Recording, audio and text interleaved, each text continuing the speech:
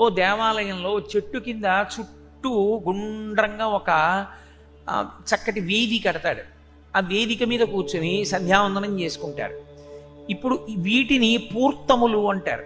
ఈ పూర్తము చేసి నాకెంత పుణ్యం వచ్చిందండి అని అడిగామనుకో, వస్తుంది కొంత పుణ్యం, కానీ ఆ పుణ్యం నీ సుఖానుభవమునందు నశించిపోతుంది.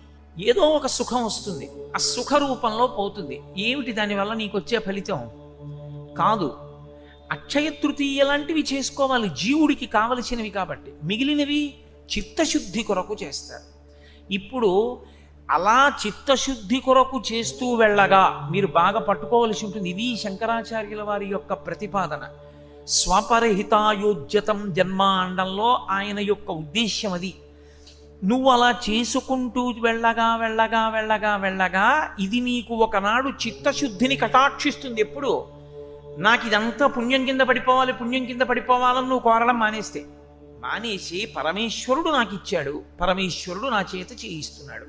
మీరు చూడండి, అన్నదానం చేస్తారు. చెయ్యవలసినటువంటి ప్రధానమైన పనుల్లో ఒకటి పెరుగు అన్నం. ఈ రెండు, పెరుగన్నం తప్పకుండా ఎవరికైనా పెట్టాలి, ఎవరో ఒకరికి తప్పకుండా పెరుగన్నం పెట్టాలి. కనుక అన్నం వండినవాడు ఒక ఆయన ఉంటాడు, అన్నదానం చేస్తున్నాడు, ఆయన తెప్పిస్తాడు. 2000 మందికి కావలసిన సంబారాలన్నీ వండుతాడు. వండి ఏ నా బోటిగాండో పిలుస్తాడు. పిలిచి, ఏమంటే కోటేశ్వరరావు, కొంచెం మీరు రేపు కాస్త బలిష్టంగా ఉన్నారు కాబట్టి అన్నపాత్ర పట్టుకోవడం కష్టం కదా, మీరు అన్నం వడ్డిద్దురు అంటాడు. ఇప్పుడు నేను అన్నం వడ్డించడానికి ఆయన చేత నిమంత్రణం చెయ్యబడ్డాను.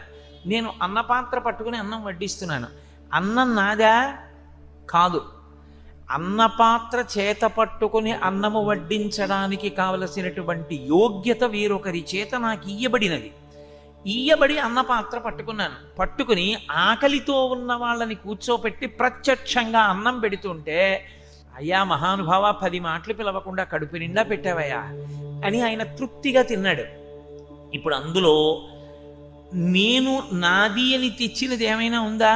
నేను వండినవి ఏమైనా ఉన్నాయా? అన్నం కానీ, పప్పు కానీ, కూర కానీ, పచ్చడి కానీ ఆయన వండి, ఆయన తయారు చేయించి నా చేత పెట్టించాడు. నా అదృష్టం అది.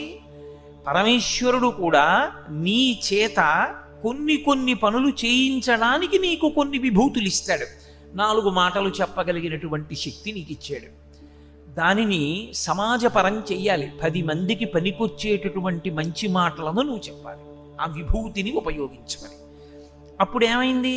స్వపరహితాయోగ్యతం జన్మ. అది చెప్పాలి అంటే ముందు నువ్వు చదవడం అన్నది ఒకటి ఉంటుందా? ఇప్పుడు నేను ప్రశ్నోత్తర రత్నమాలిక మీకు చెప్దామని వస్తున్నాను, మీకు ప్రశ్నోత్తర రత్నమాలిక నేను చెప్తున్నాను అంటే దాని వెనక ఉన్న పూర్వాంగం ఏమిటి? నేను చదివాను అనేనా దాని అర్థం? ఆ పుస్తకం చదివానా లేదా? చదవకుండా నేను ఇక్కడ కూర్చుని ఏం చెప్పను? ప్రశ్నోత్తర రత్నమాలిక చదివితే కదా నేను చెప్పడం. కాబట్టి నేను చదువుకున్నాను, నేను చదువుకుని మీకు చెప్తుంటే అది ఏమవుతుంది? నాకు బాగా నాటుకుంటుంది లోపల. నాటుకుని ఓ ఇది కదూ అని బాగా స్ఫురణలో ఉంటుంది. ఉండి నేను అభ్యున్నతిని పొందడానికి కారణమవుతుంది, మీరు అభ్యున్నతి పొందడానికి కారణమవుతుంది. ఏ విభూతి ఎవరికి ఈశ్వరుడిచ్చాడో దానిని సమాజపరము చేయుట అన్న మాటకి పూర్తము అంటారు. ఈ పూర్తము దేని కొరకు చేయవలెను అని అడిగారు. అది చిత్తశుద్ధి కొరకు. నువ్వు అలా ఏ పుణ్యమూ కోరకుండా చెయ్యగా ఒకానొక రోజున నువ్వు ఏ మార్గాన్ని పట్టుకున్నావో ఆ మార్గంతోనే పూర్తము ద్వారా ఈశ్వరుణ్ణి చేరిపోతావు. దానివలన చిత్తశుద్ధి ఏర్పడుతుంది. మీరు బాగా జ్ఞాపకం పెట్టుకోండి ఒక్క విషయాన్ని. మోక్షము అంటే ఆకాశంలోంచి ఊడి పడదు కొత్తగా. మోక్షము అన్న మాటకు అర్థం ఏమిటో తెలుసా? మన యథార్థ స్థితి మోక్షమే. కానీ అది మనకి తెలియకుండా పోయింది. అది తెలిసేటట్టు చేయడమే మోక్షము. పాత్రకి మీరు కొత్తగా మెరుగు తేవట్లేదు, మెరుగుకి అడ్డుపడినటువంటి ధూళిని తీసేస్తున్నారు. కాస్త చింతపండు అట్టుకుని తోముతున్నారు. మెరుగు తెస్తున్నారా? మెరుగుకు అడ్డుపడినటువంటి ధూళిని తీసేశారా? ఇప్పుడు ఆ కల్మషం పోయింది. కల్మషం పోతే అది మెరుస్తూ ఉండిపోయింది. మీరు కొత్తగా మెరుపు తాలేదు, దాని మెరుపుకు అడ్డొచ్చిన దాన్ని తొలగించారు. మోక్షమునకు అడ్డేది జీవభావన, ఆ జీవభావన తొలగించారు.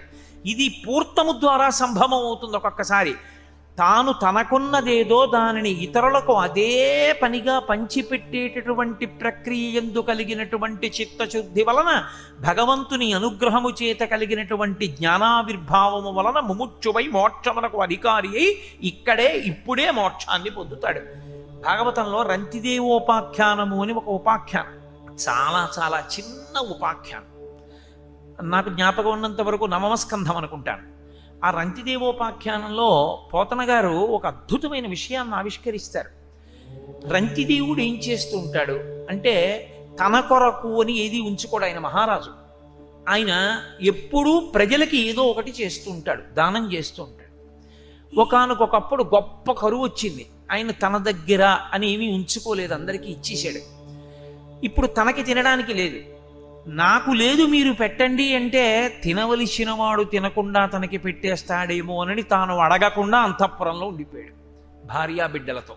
48 రోజులైపోయి తాగటానికి మంచి నీళ్లు కూడా లేవు. లేక మనిషి వరడైపోయాడు.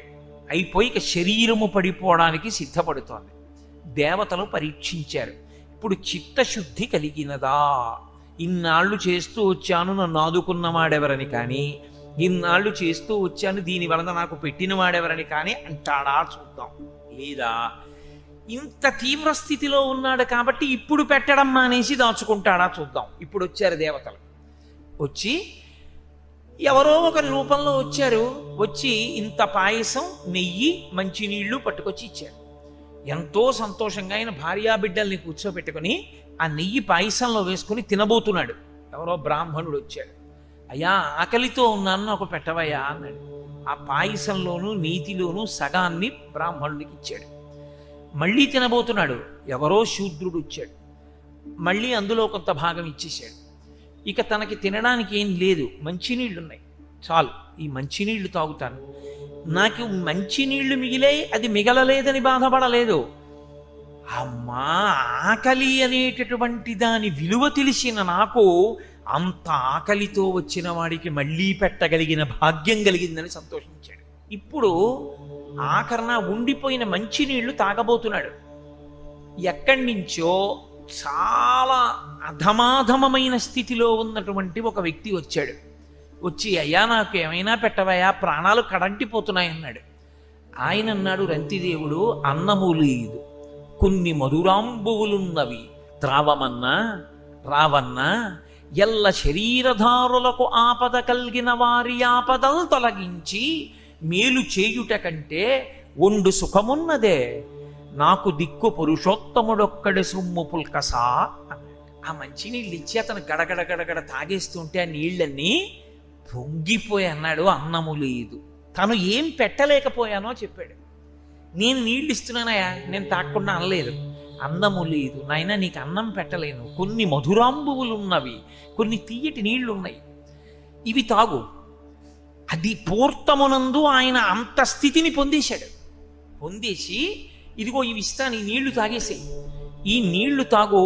శరీరధారులకు కష్టము కలిగినప్పుడు ఆ కష్టాన్ని తీర్చడం కన్నా అన్యమైన గొప్పతనం ఉంటుందయా లోకంలో, అంతకన్నా మేలు ఉంటుందయా, తాగు అని నీళ్ళు ఇచ్చాడు. గడగడ గడగడ నీళ్లు తాగాడు. తాను విపరీతమైన దాహంతో ఉన్నప్పుడు మంచినీళ్ళు ఇవ్వడం అంత తేలికైన విషయం కాదు. మీరు చూడండి, మంచి ఎండలో భార్యాభర్తలు ఇద్దరూ భోజనానికి వచ్చి కూర్చున్నారు అనుకోండి. ఇద్దరూ ఉద్యోగం చేస్తున్నారు, ఇద్దరూ మధ్యాహ్నం భోజనానికి వచ్చారు, ఇద్దరూ భోజనానికి కూర్చున్నారు, ఇద్దరూ పప్పు నెయ్యి అన్నం కలుపుకొని 2 ముద్దలు తిన్నారు. గడగడ గడగడ కాసి నీళ్లు తాగేశాడు ఆయన. గ్లాస్ ఖాళీ అయిపోయింది. ఆవిడ గడగడ గడగడ 2 గ్లాసు నీళ్లు తాగేసింది. మరచెంబు ఈయన దిగింది. మళ్ళీ 2 ముద్దలు తినేటప్పటికీ ఇద్దరికి మళ్ళీ దాహం వేసింది. ఏమండి కొంచెం నీళ్లు పోతురు అంది ఆవిడ గ్లాస్ ఇలా పట్టుకుని. ఈయనకి దాహం వేస్తోంది. మీరు గమనించండి, ఆయన ఆవిడకి పోసి తాను పోసుకోడు, తను పోసుకుని ఆవిడికి పోస్తాడు, లేకపోతే ఉండు అని తను తాగిపోస్తాడు.